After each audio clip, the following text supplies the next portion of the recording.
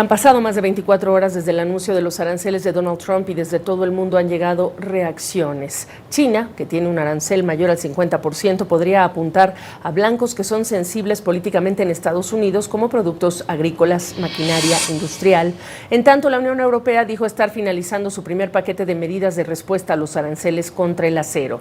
Así respondieron varios líderes mundiales.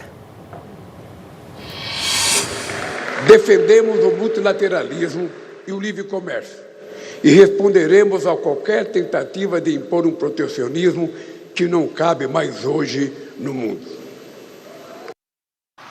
Que Chile ha tomado las medidas correspondientes, se ha anticipado a esta situación y estamos trabajando unidos. Yesterday's actions by the U.S. administration, while not specifically targeting Canada, will rupture the global economy and adversely affect global economic growth. The global economy is fundamentally different today than it was yesterday. The global economy will massively suffer. Uncertainty will spiral and trigger the rise of further protectionism. The consequences will be dire for millions of people around the globe. Si la réponse aux tarifs qui viennent d'être mis par l'administration américaine, c'est de faire des concessions immédiates ou d'annoncer des investissements pour pouvoir négocier des exemptions, c'est une très mauvaise idée. Por su parte, en España, el gobierno de Pedro Sánchez lanzó una campaña nacional para promover los productos españoles antes de anunciar medidas por más de 14,000 millones de euros para proteger a compañías y trabajadores.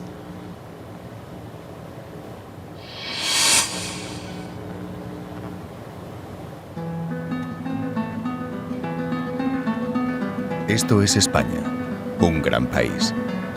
Hoy, el motor económico de la Unión Europea. Un país que produce, que investiga, que cultiva, que fabrica. Un país que no se para. Y agrega, vamos a seguir exportando a todo el mundo lo que hoy es España. Nuestros valores no están en venta, nuestros productos sí, dice este video que fue corrido frente a las autoridades y empresarios que se dieron cita en la Moncloa para abordar la respuesta a los aranceles de Donald Trump. Un plan de respuesta y relanzamiento comercial, describió Pedro Sánchez, para defender a las empresas y a los trabajadores que son, dijo, el motor de la prosperidad de España. Sánchez criticó que los aranceles de Donald Trump no son recíprocos, dijo que nadie se beneficiará, le pidió recapacitar y dijo que la mano está tendida. Pues sobre esta respuesta y también las reacciones europeas, entre otras, a estos aranceles, charlé más temprano con Germán Ríos, él es profesor de la IE University. Bueno, mira, yo creo que, es un golpe fuerte para la Unión Europea porque, además del 10% que le está aplicando a todo el mundo, a la mayoría de los países, le sumas un 20% más para los productos europeos, con lo cual, 70% de las exportaciones de Europa a Estados Unidos van a ser afectadas, ¿no?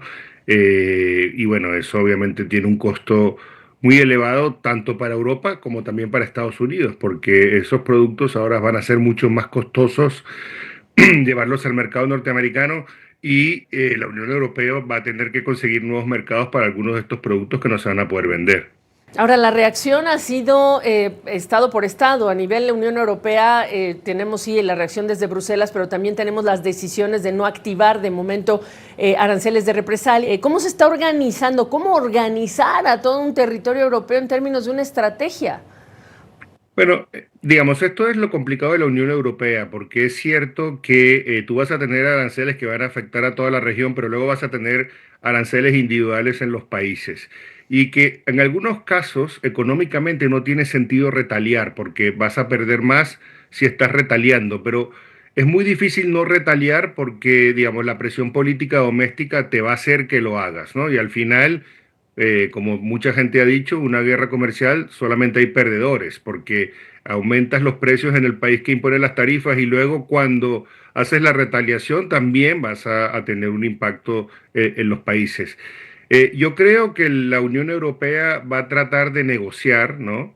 Con Estados Unidos, caso por caso, país por país, y bueno, van a tratar de que Ellos van a retaliar en los productos que a Estados Unidos le puede doler, por ejemplo, whisky, motocicletas y cosas que podrían crear cierta presión o lobby empresarial de los Estados Unidos para que esa negociación se dé.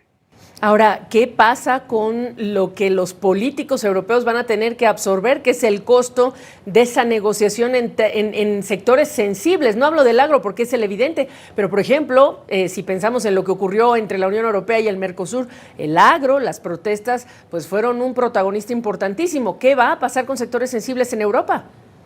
Bueno, por eso era lo que te decía. Es muy difícil pensar que no va a haber retaliación, porque estos sectores sensibles en Europa obviamente se van a quejar, van a protestar, van a exigir que el gobierno haga algo. Ahí, por ejemplo, la reacción del gobierno español ha sido interesante, porque ellos están prometiendo una compensación económica a los sectores que están afectados. El presidente Sánchez habló de unos 14.000 millones de euros para poder hacer esta compensación.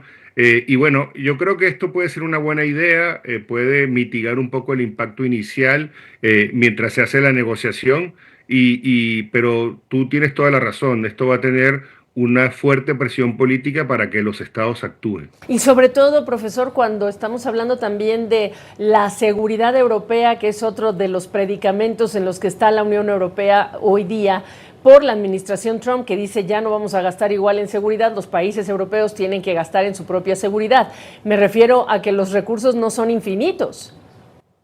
Bueno, pero eso que dices es muy interesante porque en realidad en Europa hay consenso de que hay que aumentar el gasto en defensa. No solamente porque Estados Unidos esté poniendo presión para que lo haga, sino porque tenemos un conflicto en el continente y ese conflicto en el continente aumenta los riesgos. En la mayor parte de los países este consenso de aumentar el gasto en defensa existe. Tal vez aquí lo que puede ser un poco contradictorio es que si aumentas el gasto en defensa, que te va a costar, por ejemplo, la discusión en España es no sacrificar el gasto social por el gasto en defensa, la Unión Europea probablemente va a tener que poner más dinero para esto que para otras cosas que estaba haciendo antes. Y lo que es interesante es que los analistas acá lo que están diciendo es que, bueno, no vas a aumentar el gasto en defensa y vas a comprar más armas en los Estados Unidos. Tenemos que tratar en países como Francia, Alemania, poder desarrollar una industria propia donde ese gasto se pueda aplicar. ¿Qué hay entonces también de este paradigma cambiando, el orden comercial mundial? Estados Unidos o no liderando después de la Segunda Guerra Mundial todo lo que es este acuerdo de Bretton Woods y cómo lo está cambiando la administración Trump, o estamos hablando de un asunto más temporal, solo de negociación. Mira, la evidencia nos muestra que hasta ahora se han utilizado como una manera de nueva diplomacia. Yo la verdad esperaría que fuera una cuestión de corto plazo y que la estrategia sea negociar con los países de manera bilateral o en bloques, como sería el caso de la Unión Europea.